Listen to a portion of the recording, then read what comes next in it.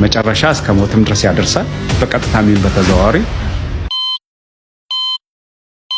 በተጨማሪ እንደው ስራችን ራሱ ከብዙ ሰዓት እንቀመጣለን።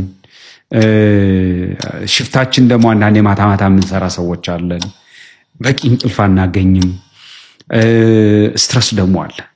ከሁሉ በላይ ደግሞ በጣም ትልቅ ስትረስ አለና እነኚህ ስትረሱ በተለያየ ከስራ ጋር ተያይዞ ከቤተሰብ ጋር ተያይዞ ቤተሰብ እዚህም ካለው ኢትዮጵያም ካለው ከተለያየ ነገር ጋር ተያይዞ በጣም ስትረስ አለ። ስትረስ ደግሞ አንዱ ወደ ስኳር የሚያመራ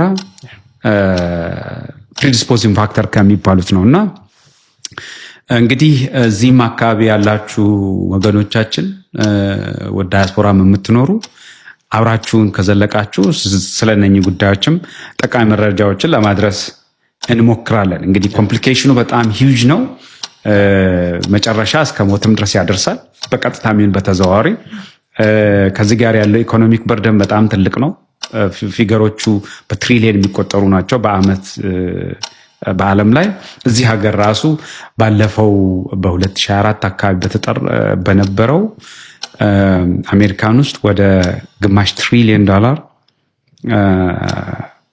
ነው ሉዝ ያደረጉት ቢካዝ ኦፍ ዲስ ኮምፕሊኬሽኑ እና